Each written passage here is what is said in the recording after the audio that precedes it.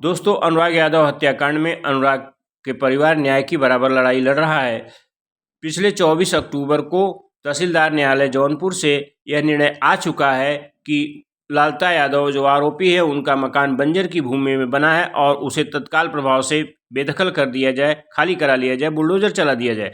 लेकिन इसी बीच 30 दिन का मौका मिलने के चलते आरोपी लालता यादव हाई कोर्ट चले गए और वहां से एक डायरेक्शन लाए हैं जिसका जवाब जिलाधिकारी जिला मजिस्ट्रेट को देना है।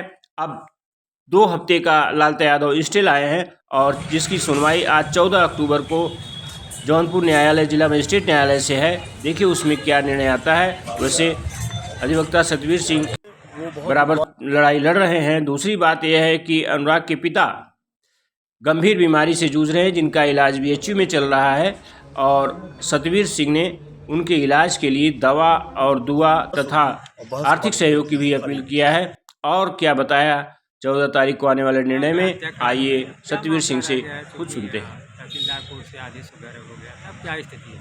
देखिए 24 तारीख को एक तहसीलदार के न्यायालय से एक आदेश आता है, क्योंकि ये मामला बहुत 1 साल से पेंडिंग चल रहा था तहसीलदार कोर्ट में। कबरुद्दीनपुर का मामला है ये, जिसमें एक अबोध बालक जो ताइक्वांडो का खिलाड़ी था अनुराग यादव, उसकी गला काटकर हत्या कर दी गई थी।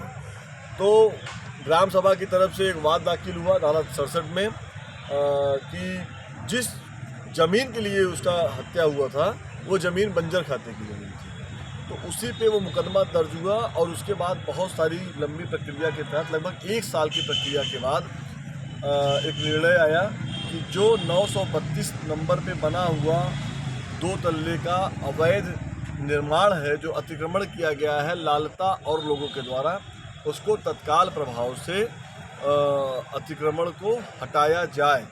इस आदेश के बाद लालता जो अनुराग यादव का हत्यारा है और उसके परिवार के लोग अपीली न्यायालय यानी जिला अधिकारी के न्यायालय में एक अपील दाखिल करते हैं जौनपुर के न्यायालय में कि जो तहसीलदार के न्यायालय में मुकदमा जो आदेश आया है उस आदेश पर तत्काल प्रभाव से उसको स्थगन का आदेश वो जिलाधिकारी के न्यायालय से प्राप्त करना चाहते थे।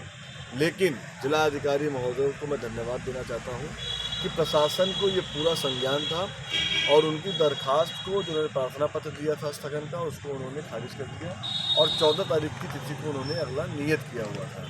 उसके बाद वो लोग चले गए हाई कोर्ट। उन्होंने हाई कोर्ट में रीट दाखिल की और उस रीट में उन्होंने कहा कि जो तहसीलदार के न्यायालय में मामला जो आदेश पंजीकृत था, जो आदेश आया है, उस आदेश में स्पष्ट रूप से लिखा गया है कि उस मकान को न गिराया जाए, उसके लिए वो स्थगन प्राप्त करना चाहते थे। लेकिन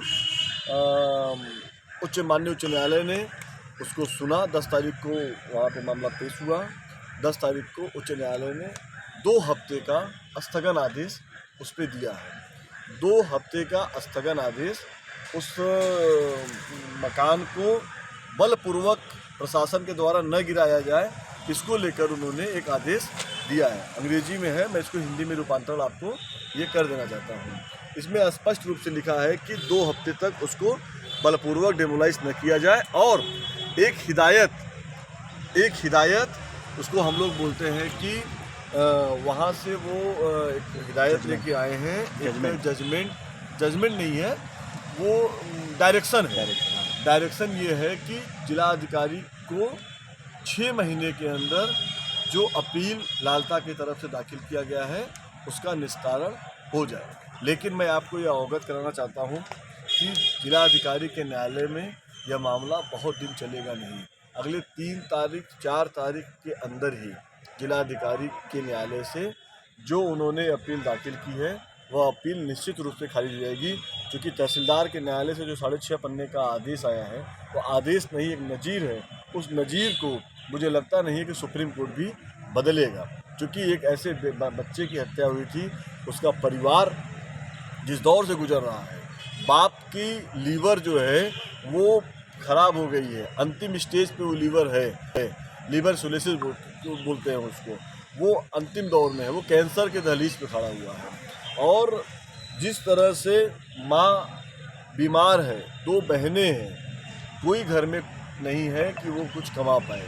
ये हालत 14 बहुत खराब है। 14 तारीख को क्या है? 14 तारीख को जिलाधिकारी के न्यायालय में मामला लंबित है।